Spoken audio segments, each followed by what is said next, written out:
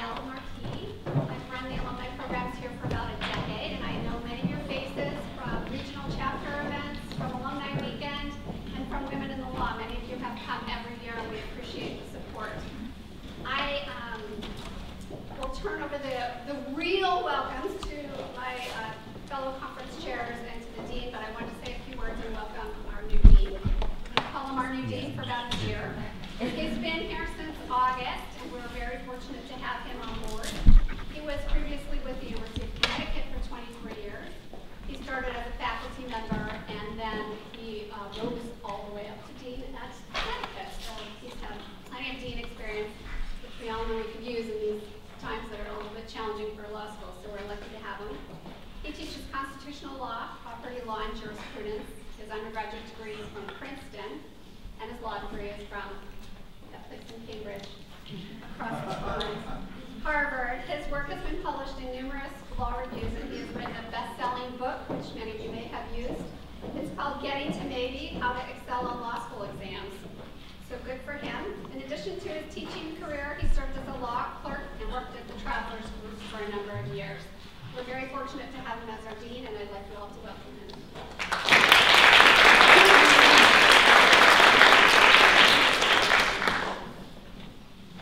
Well, thank you very much, Miel. I'm absolutely delighted to be here. You know, anyone who's ever served on a faculty would say I descended to the level of dean. The other way around. But this is a terrific event, and I'm absolutely thrilled to be here. As I told the crowd last night, I've been dealing with women lawyers literally since the day that I was born. My mom graduated law school in 1952 and served 25 years as the general counsel for the Planned Parenthood Federation of America. So I felt right at home here in this room. I want to pay a special tribute to Professor Emeritus Judy Braddock. Can you stand up?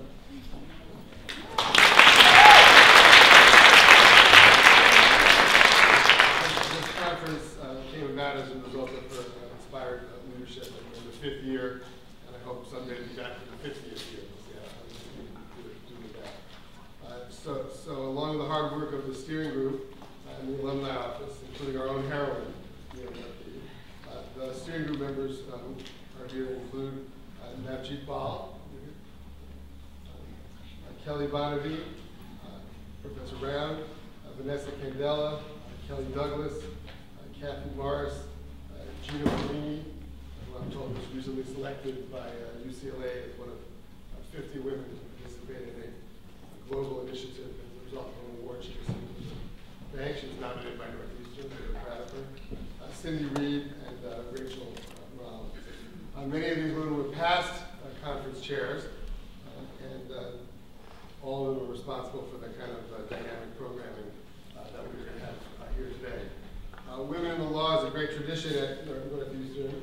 The first woman Chief Justice of the Alaska Supreme Court, now serving as a Northeastern graduate. We have a MacArthur Genius Award winner, Nancy Connolly from Northeastern. The new Governor of New Hampshire is a Northeastern graduate, Maggie Hassel.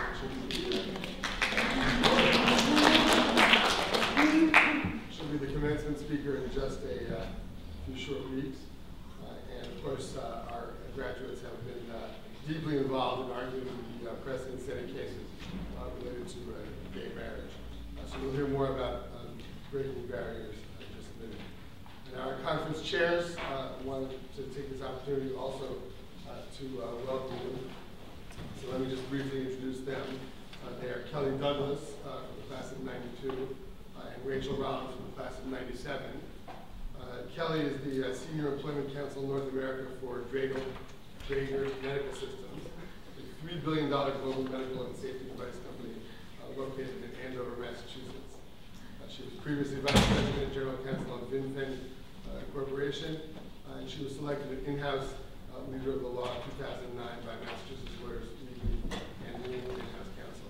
She was my dinner companion last night, and forever won my heart by telling me that I too, in addition to all the women at the dinner, was a hot ticket. not of course for anything I did, just for who my mom was. And Rachel Rollins is the General Counsel of the Massachusetts Department of Transportation and the MBTA. She's the first female General Counsel in the history of the MBTA, and the first person ever to serve jointly as General Counsel for both of these entities. Immediately before that, she was an Assistant U.S. Attorney for the District of Massachusetts, a Field Attorney at the NLRB, and an Associate at Bingham McCutcheon and Safeworth Shaw, and she is currently the President of the Massachusetts Black Lawyers Association. So please join me in welcoming Kelly and Rachel.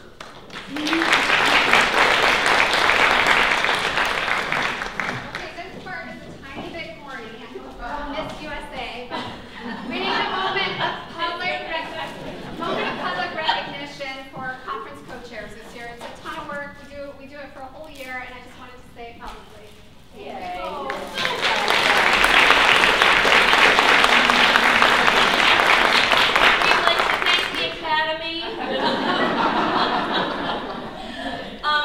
So 2 minutes. So I'm Kelly. I'm Rachel. Right. And I delight in serving as the co-chair of this conference because I've very directly benefited from the words of wisdom I've gotten from the conference. If you look, this is one of my favorite little handouts in the folder. It's terrific. It's a lot of practical tips. So when you leave here, you're invigorated, you're excited, you've met a lot of great women. Post this in your office, in your home, kind of work your way through the little list. In fact, I got an award because of this conference. One of the attendees, one of the panelists suggested a few years ago, go nominate a woman that you really enjoy working with, etc. One of my outside lawyers was here. She nominated me. I got the award. So it's really easy to do.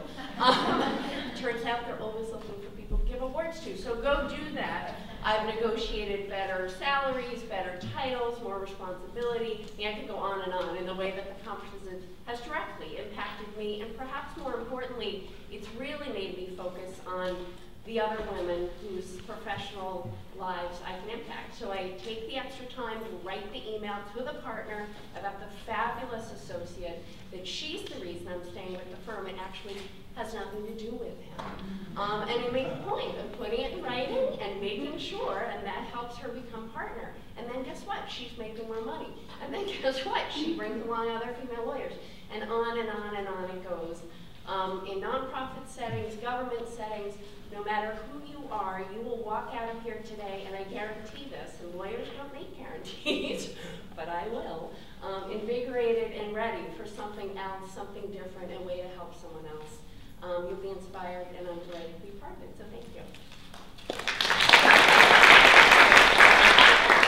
Everything Kelly said, I want us to get started, but I will just tell you this morning as I was getting ready, and my 9-year-old was saying, like, what are you doing today? Are you going to work? And I said, no, I'm speaking to a group of great people. And she said, about what? And I said, well, it's women in the law. And she said, just tell them girls rock. All right, we're going to have a great day today. Let's get started. Thank you, guys. Thank you.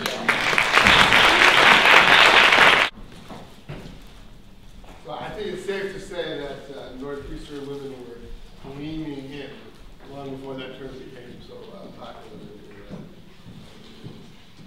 It is now my honor to introduce our keynote speaker for today's conference, Judge Victoria Roberts from the class of 1976. Judge Roberts was born in Detroit in 1951, and she had her undergraduate degree from the University of Michigan and her JD from Northeastern. She began her career as a public service as a research attorney for the Michigan Court of Appeals. She served as Assistant U.S. Attorney for the Eastern District of Michigan from 1985 to 1988. And she was appointed to the U.S. District Court, Eastern District of Michigan by President Bill Clinton in 1998 with unanimous advice and consent of the Senate. You didn't do anything wrong? In any event, other highlights of Judge Roberts' career included serving as a partner and eventually managing partner of the Detroit law firm of Goodman, Millender and Bedrosian from 1988 to 1998. General counsel to Detroit Mayor-elect Dennis Archer's transition team. She teaches classes at the University of Michigan Law School, and she is the 62nd president of the State Bar of Michigan, being the first black female to hold this position in Michigan history. We're very proud to have her with us today. Please join me in welcoming Judge Roberts.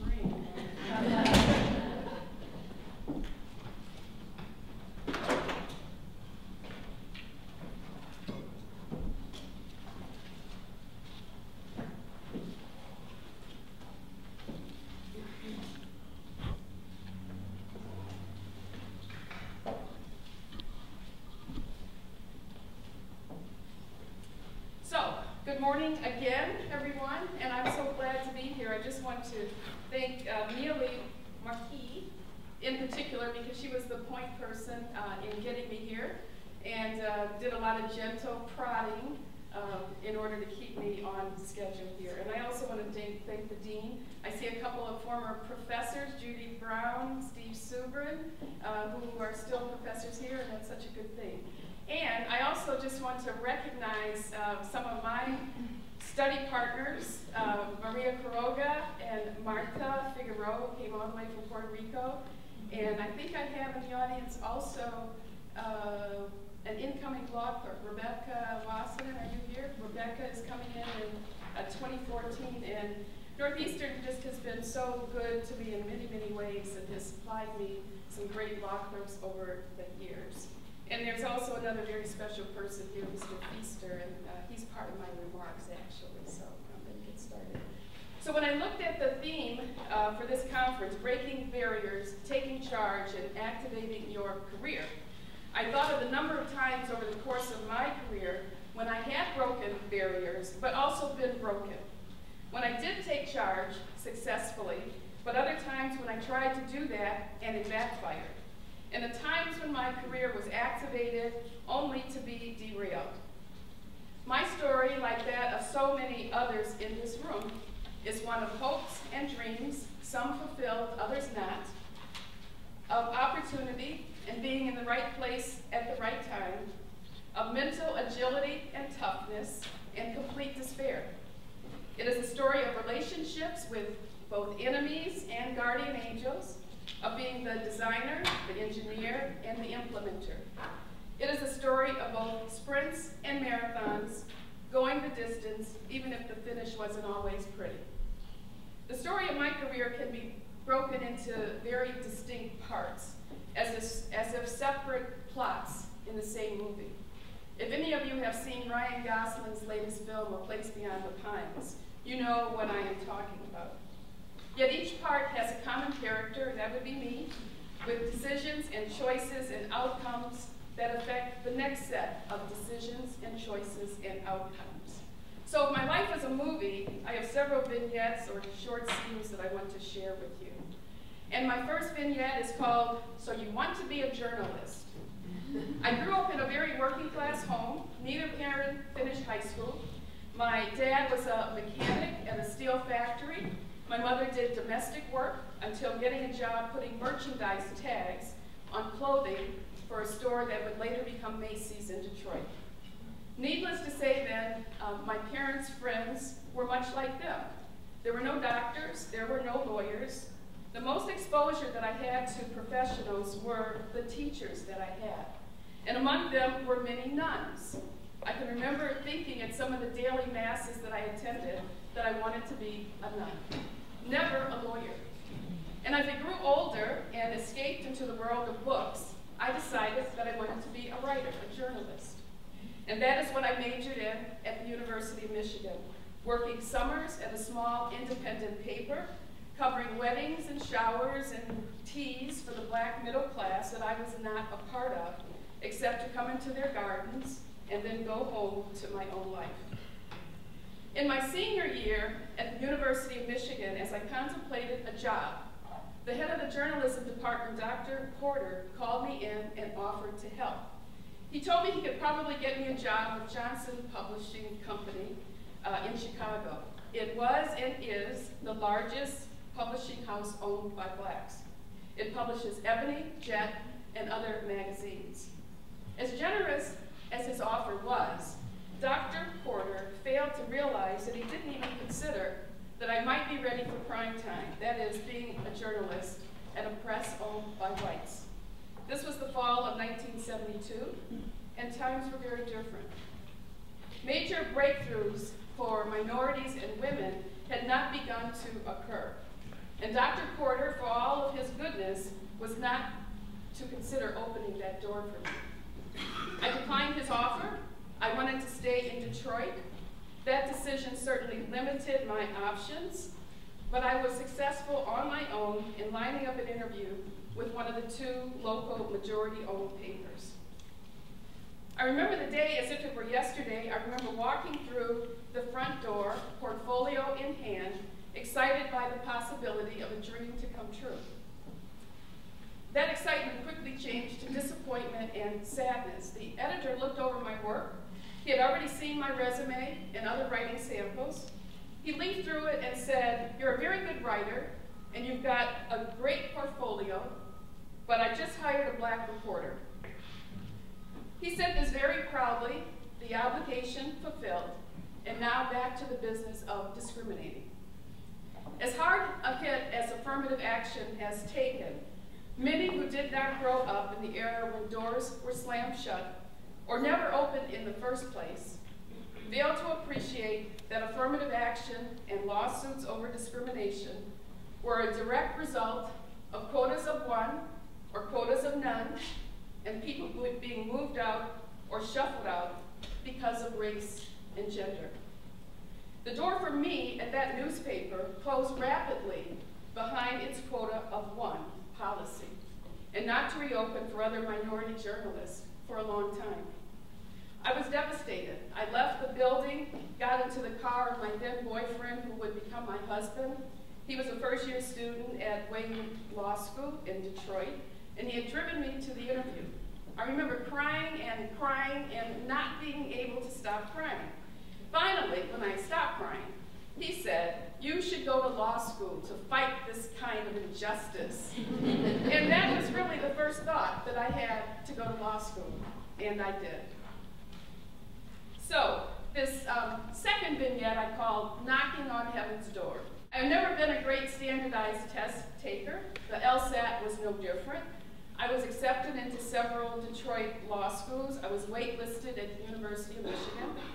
I had focused some attention on Boston, having met many Bostonians during undergraduate school at the University of Michigan. I was accepted at Boston College in Suffolk. I never tried Harvard. Then my Boston focus narrowed to Northeastern. Northeastern had set up a minority screening committee for low LSAT scorers. So, not an outright rejection, but I had to come in for an interview. With no money to fly or to stay at a hotel, my fiance and I drove all night to get to Boston from Detroit. And we arrived here a couple of hours before my interview. I remember changing clothes into a proper interview suit in one of the law school bathrooms. I remember some of the people that I interviewed with. Joseph Feaster was one of them. There were a couple of professors also. I believe Professor O'Toole was on the committee. I don't remember much of the interview itself. I do remember just trying to convince all of them not to define me by my LSAT score. And when the interview was over, Joe Feaster walked me out to the door, and I said to him, "Just let me in, and I will show you." He has since told me the stories that, the convincing that he had had to do to get me in here. My fiance and I drove immediately back to Detroit. But Joe was very successful in all of his urging and nudging, and I just thank him to this day for being a part of that committee.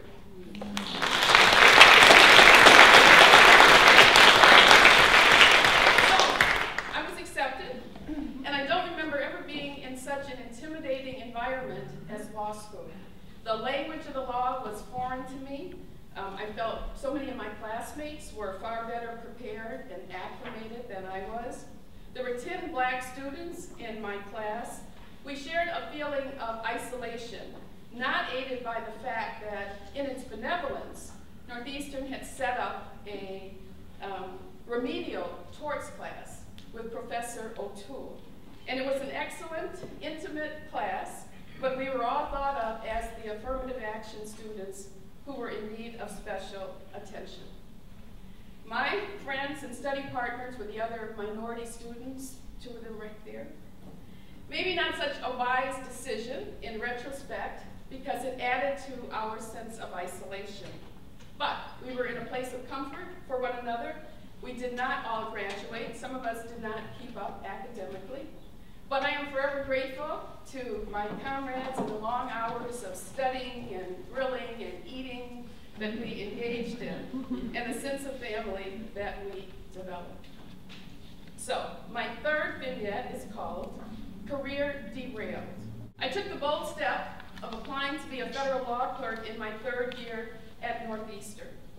I had done all of my co-ops in Detroit. I wanted to return there upon graduation. And as was true in 1976 and still true today, most black clerks are hired by black federal judges. Although I applied to most of the federal judges in the Eastern District of Michigan, I got one interview, and that was with a black judge. It was pleasant enough. In the end, he told me he was, and his word was, intrigued by my application and that Northeastern place. But he said he usually hired from Michigan or Harvard, his own alma mater. The favor he did do for me, however, was to call his son-in-law, who had a fairly young firm, which had recently been hired to do municipal bond work for the city of Detroit. His son-in-law agreed to interview me, and it would be the firm that I would work at from 1977 to 1983. It would be the firm where I would be its first black female attorney and its first female partner, and it would be the firm that would fire me. I never regarded myself as particularly pushy or aggressive, but as a so-called partner, I did believe that I was entitled to certain financial records and disclosures, particularly when the firm went into a financial tailspin and there were what I believed to be questionable spending decisions. I was not alone in my questions. A male who made parties at the same time that I did had and asked the same questions. I was fired for insubordination. He was not. And in a 1988 ABA Journal article, one of the named partners would say that, quote, Roberts was fired because of a very attitudinal sort of thing.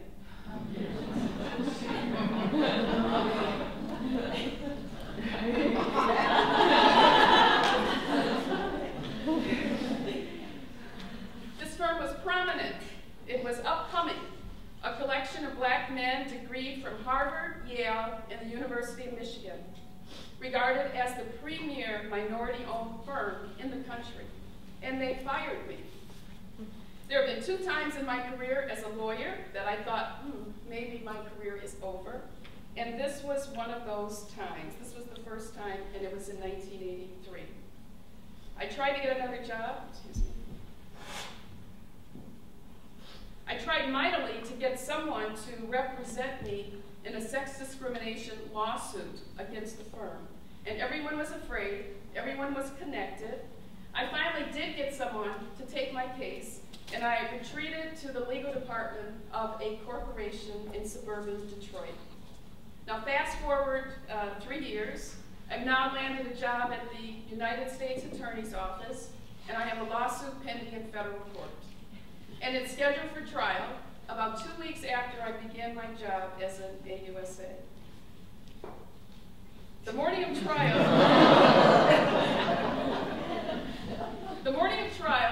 the judge brought parties and lawyers into chambers.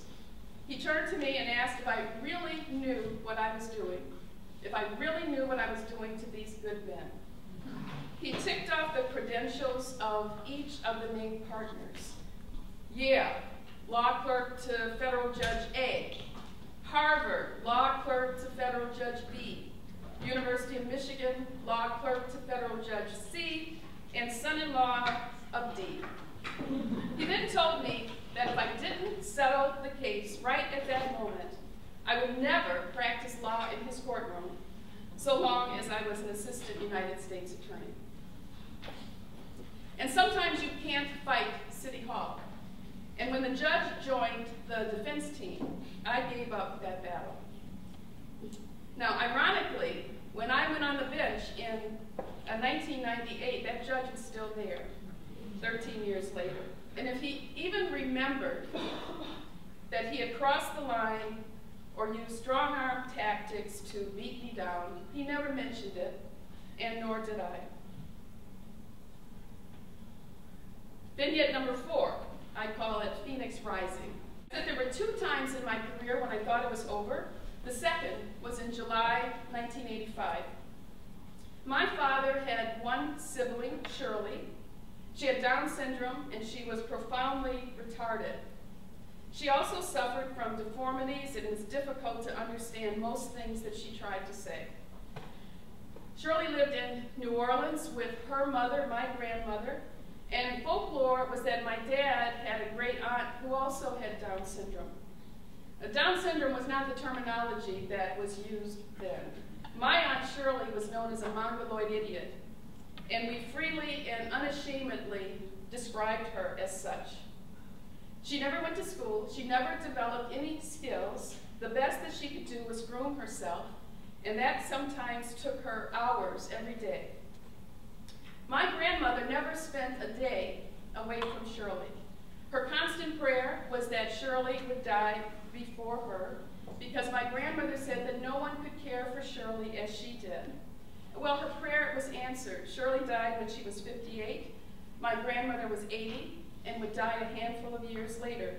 So it was 58 years of 24/7 caregiving. We now know that Down syndrome is genetic, that it can be passed on, and that it can happen simply randomly as a mutation in the universe. As a child, I began thinking of what it would be like to have a child with Down syndrome. I became quite preoccupied with it. I thought of my grandmother and her decision, and I thought that I could never be as selfless as she was. As my older siblings approached marriage and family, I can remember urging them to get genetic screening and find out if they were carriers of the extra chromosome, and no one did it. My first child, Rachel, was born in 1979. I was a basket case in the early months of that pregnancy until amniocentesis was completed. We did it, and it showed that she carried no extra chromosome, and she was born on October 1, 1979, completely healthy. Shortly after that, I had a full genetic workup done. My husband and I had decided that if I was a carrier, we would not want to get pregnant again. We had decided we did not want to think about the possibility of an abortion, and we did not want to become my grandmother. So I had the screening done. I was not a carrier. We got pregnant in late 1984.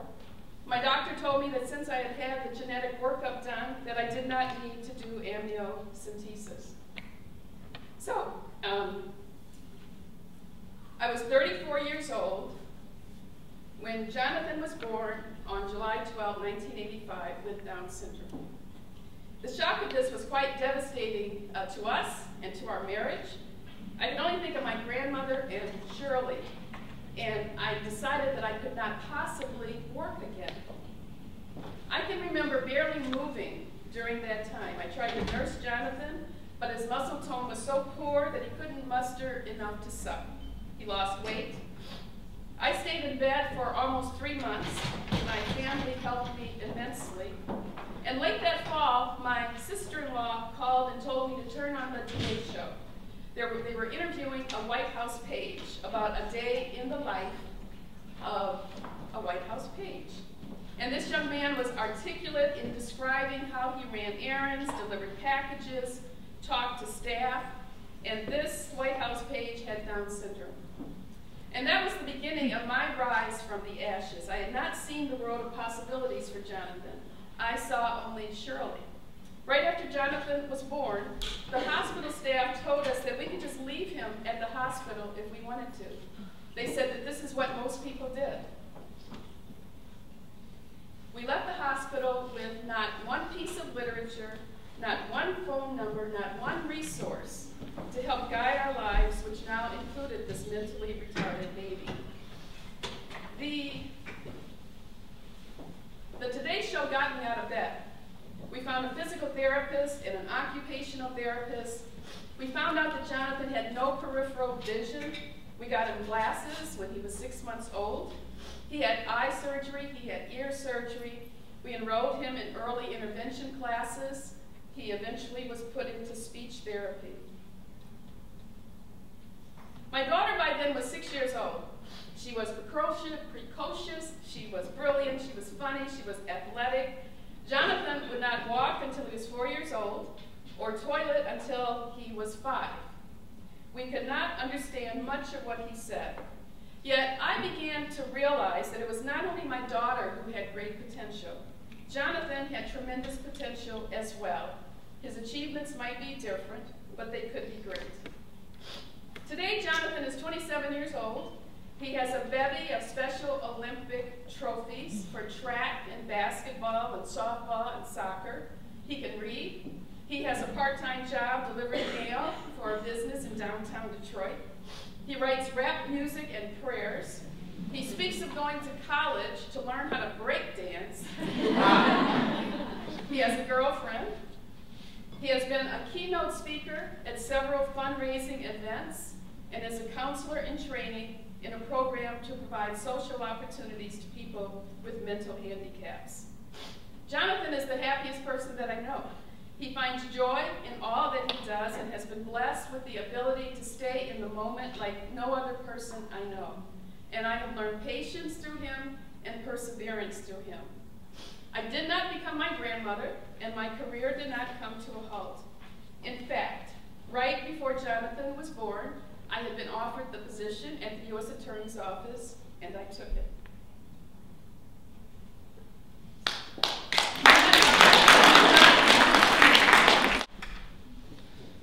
So vinhead number 5 is called Running with the Big Dogs.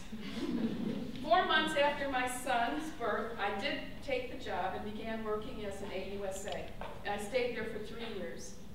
I handled a variety of cases in the civil division, including medical malpractice cases filed against the Veterans Administration hospital system.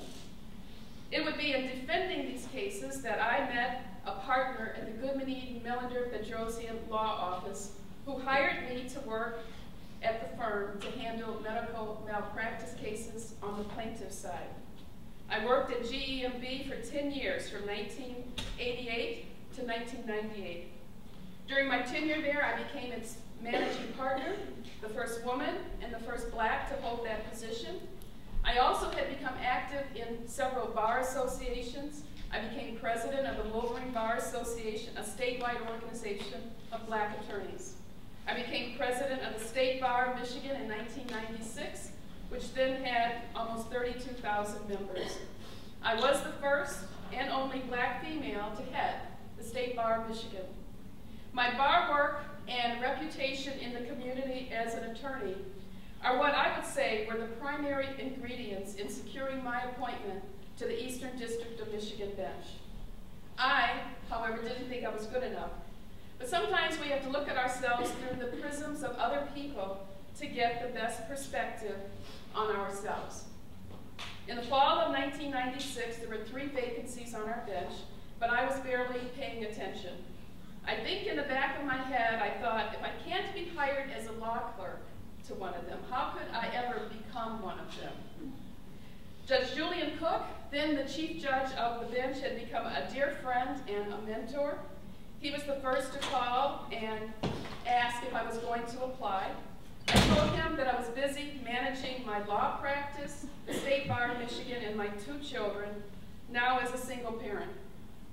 Judge Cook was persistent. Over the few months before the application deadline closed, he called me to nudge me several times. He even had one of his law clerks bring me an application to my office. Another judge, Anna Dix-Taylor, who would become chief judge after Judge Cook, called and made similar inquiries. But I allowed their confidence in me to take a back seat to my own doubt. I called a 3rd judge to seek his advice, and he told me not to do it. He told me to wait my turn. He said that other black lawyers had applied and were applying again, and I shouldn't spoil it for them. He said too many in the game could spoil it for a black man, they were all men, who were more deserving, who had tried before. I still had time, he said. I was young. Quotas still, when you think about it, because no one thought our senator could possibly appoint more than 1 black person to fill these 3 vacancies. I let his negative voice talk me out of applying until the very last day that the application was due. And on that day, December 30, 1996, I was in my office, with my then and now secretary, Linda Bertriste, who came and stood in my doorway. She had application in her hand, and she said, "We should do this." And we did. And to this day, I'm not sure how we were able to pull that application and all of its parts together by the 5 p.m. deadline. But we managed to get it done. And I do believe that God watches over us even when we have lost faith that he will do that. There were 90 applicants screened by a Citizens Merit Selection Committee established by Senator Carl Levin. Backers of another candidate spread lies and innuendo to derail my application. They failed. The committee interviewed the masses and recommended 10 people to Senator Levin. He interviewed the 10 of us, and he recommended 3 to President Clinton. And on July 31, 1997, President Clinton nominated me to the Eastern District of Michigan bench. This vignette I call "The Kindness of Strangers." Easier than the aftermath. My nomination stalled for nearly a year. I was told by my state Republican senator that he could not submit my name to the Republican-controlled Senate Judiciary Committee for a hearing because of work that I had done in opposing the nomination of Robert Bork to the U.S. Supreme Court. He told me that many of the Judiciary Committee members were members of the committee during the Bork time, that there were bitter feelings, long memories, and he would not want to subject me to the embarrassment of not being voted out of committee. In the meantime, 2 other nominees, white males, had been sworn in and were wearing their robes and sitting on my bench. By then, too, my law firm had folded, and I was too close to the bench for any firm to hire me because no one wanted to be disqualified from practicing in front of me. So I became a solo practitioner. As I waited, I got a call out of the clear blue. This gentleman introduced himself as someone who had headed the Republican senator's own private vetting committee, and he wanted to meet with me. He told me that the senator wanted his own report on the 3 of us, so the committee conducted its own intelligence. He told me the committee had given me the highest marks, and he wanted to know why I had not had my hearing. I told him the Bork story, and he was incredulous. He then told me that he had raised a lot of money. He kept saying that I'd raised a lot of money for the Republican Party. And he was on his way to Washington, and he would speak to people, and he would see what he could do. My lunch with him was on Friday, April 24, 1998, and the following Tuesday I got a call that my Judiciary Committee hearing had been scheduled for May 14th. Money talks. Sometimes God puts his angels in our midst. Another example of help coming from the oddest places happened right after my hearing was scheduled. I called some of the judges I knew to tell them of the breakthrough. One had a very good relationship with Justice Clarence Thomas. My judge friend told me that he wanted to arrange for me to see Clarence Thomas when I went to Washington for my hearing. I did meet with Justice Thomas for almost an hour at the Supreme Court, and it was a relaxed, fun 60 minutes. He talked about his love of Motown music. He started ticking off the names of the Temptations and the Miracles and Martha and the Vandellas and clapping his hands. And he spoke of how difficult his own nomination process had been. About 20 minutes into the interview, he said that he had already met longer with me than President Bush had met with him before nominating him to the Supreme Court. He said to that day, he was not quite sure of why he was nominated, that he had few friends in the Senate, and that his nomination was nearly lost because he had no coattails to grab onto. He then said that the Republicans should not be surprised that President Clinton would nominate someone to the bench who would have opposed Robert Bork. He said that he had read all the information about me that had been sent to him and that he found me to be qualified. He then said, "If you can assure me that you could be fair, I'll go to bat for you." My hearing was the next day. In preparation for Senate Judiciary Committee hearings, the White House sends tons of information, transcripts of past hearings, case summaries. And it's almost like preparing for the bar exam because you have no idea what questions will be asked by the Judiciary Committee. So I have been preparing for this hearing for months. At the conclusion of the hearing, one of my former partners who attended it with me came up to me in utter disbelief. I remember him saying, this was like a love-in, not what I expected at all. The Judiciary Committee members, including Orrin Hatch and John Ashcroft, had thrown me complete softball questions. Counsel for the Republicans on the Judiciary Committee came up to me after the hearing and introduced himself, and he said, quote, "We heard from Justice Thomas, and you won't have any more trouble." On June 26, 1998, I received the unanimous advice and consent of the Senate. The President appointed me on June 29th, and I was sworn in on August 11, 1998, to one of the highest and most prestigious public offices in the country. I am so proud to be a part of the growing pluralism of the federal bench, because only a judiciary that is composed of members from numerous ethnic, religious, and cultural groups can adequately respond to the needs of a pluralistic society. And while pluralism on the bench does not guarantee fairness or effectiveness, it does help the perception and helps to build a court of legitimacy, one with different points of view, backgrounds, and experiences from which we all benefit, and one which in and of itself represents a significant achievement for social equality and the law. My final vignette is called Satisfaction Guaranteed. My life as a federal judge has been most rewarding. I've handled significant cases, drug testing of welfare recipients, the constitutionality of the sex offender registry, public corruption, sedition, murder, free speech, a challenge to and the small, has brought its own cast of characters, all with the belief that their case is the most significant and all expect justice. This is my conclusion. One of my favorite poems in high school and college was Robert Frost's The Road Not Taken. It goes like this. Two roads diverged in a yellow wood, and sorry I could not travel both and be one traveler. Long I stood and looked down one as far as I could to where it bent in the undergrowth.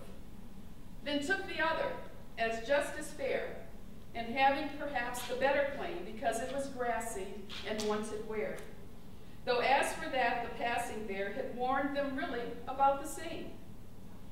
And both that morning equally lay, and leaves no step had trodden black. Oh, I marked the first for another day. Yet knowing how way leads on to way, I doubted if I should ever come back. I shall be telling this with a sigh, somewhere ages and ages hence. Two roads diverged in a wood, and I took the one less traveled by, and that has made all the difference. This poem is often misinterpreted. It's touted as one where the speaker chooses the road less traveled and is praised and revered for leading a courageous life. Yet if you pay close attention to the words, the writer is describing two paths equally worn, and he chooses one of the paths, promising to return someday to see where the other will lead. But the path he chose has its own forks, and he never returns to the path he marked for another day.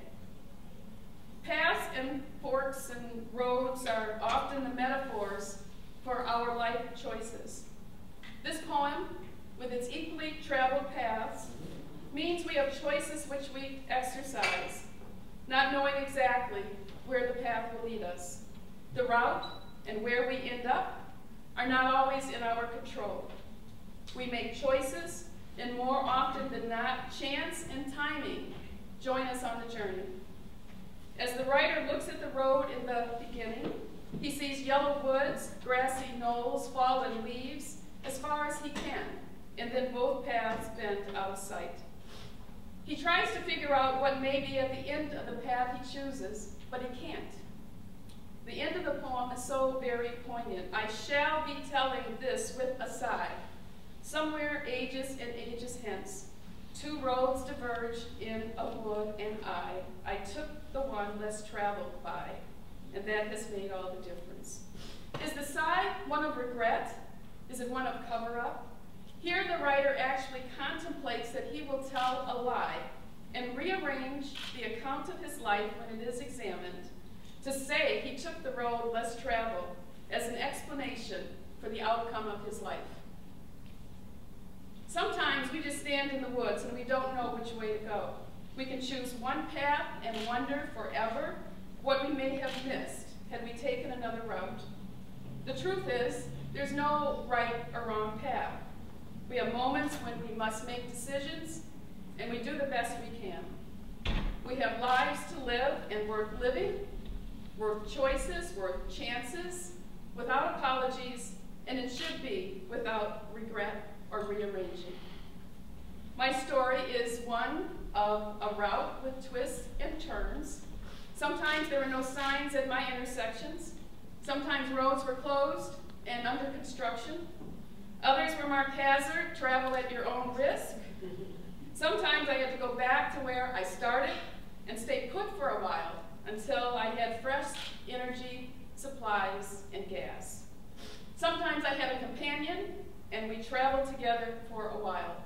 And sometimes I needed a guide. Sometimes I walked in shadows, and sometimes I knew exactly where I was going. All of our lives are richly textured, to be lived without apologies. I hope the story of my choices, my decisions, my outcomes will simply let you know that there is no wrong or right path, just roads to take that may lead to a different place. In the conclusion of Walden, Henry David Thoreau wrote, I learned this, at least by my experiment, that if one advances confidently in the direction of his dreams and endeavors to live the life which he has imagined, he will be met with a success unexpected in common hours. Perhaps that's the best that we can hope to do, to move confidently in the direction of our dreams, because what is behind us and what may be yet ahead of us cannot begin to measure the value of the lives that we are all gifted to live, to make the most of, and to dream about. Thank you.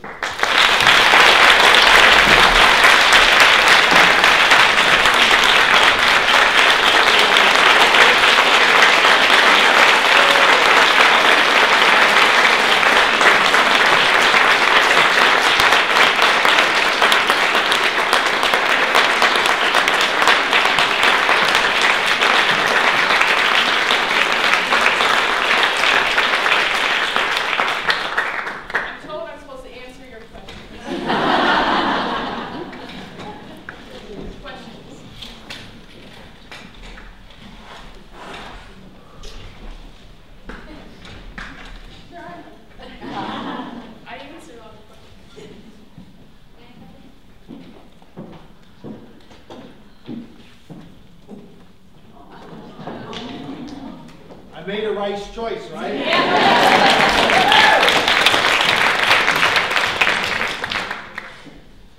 Any questions? Yes, Liz Rogers, my classmate too. I'm also a classmate. Welcome back. I just wondered if you'd talk a little bit about your experience here at Northeastern and how some of the remarks you made at our reunion were so touching and profound about the help that Northeastern gave and how some of the classmates didn't even know that. Well, I mentioned a little bit about the remedial torts class that had been set up. I think we had another remedial. Did we have remedial property or something else? You don't remember? Maybe. I think for me, you all. But you know, once we got past sort of the stigma of that, I can tell you that there were white students who were very envious even that we had that special class. Professor O'Toole is probably long gone from here, but he was a wonderful, wonderful torts teacher. And we had a class that only had 9, 10 people in it, and it was just a perfect way to learn that subject matter. So I can remember being in it and not feeling so good about being in it, but it was probably the best way for me to learn torts. The screening committee that was set up, I think, was remarkable in its intuitiveness in figuring out, you know, who was bigger and better than an LSAT score. Because some remarkable choices were made for minority students to be here.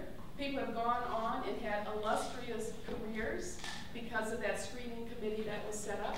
And so, you know, I just can't say enough about how very grateful I am that Northeastern took the extra steps that it did to, first of all, let us in, and then to keep us here, because not all law schools are doing that. Any other questions? Yes? What about your federal career in terms of derailments, or, I mean, as a judge, and some of what you've done with regard to helping others in your current position? Well, one of the things that I did shortly after going on the bench, and this is a program that I've had in place for about 12 years now, it really disturbs me to look and see that it is primarily the black judges on my bench who have black law firms. And so one of the programs that I instituted, and which most of my colleagues have agreed to, is that we started a summer intern program where they allow me to accept applications and to do all of the screening and to place a minority student in their chambers. So, you know, that's not an easy thing to do. If you know federal judges, we don't give up anything. And for them to concede for me to do that has been great. And out of that program, some students who have been placed through our program with some of the majority judges have been extended offers to be law clerks. And so I'm very, very happy about that. We've started a lot of other pipeline programs in Detroit, beginning at the middle school level to identify students who think that they want to be lawyers or judges, and we've assigned mentors to them, and just a few things. Yes, ma'am? How about lawyers practicing in front of you? Are you seeing over the course of the time that you spent on the bench, are you seeing positive change as more women and minorities attorneys arguing in front of you, or is it still the old school practice? I'm just wondering what kind of changes you have seen. I probably have seen more women coming into federal court to practice than minority lawyers. And that is a problem in the law firms, and we've been working with the law firms on that as well.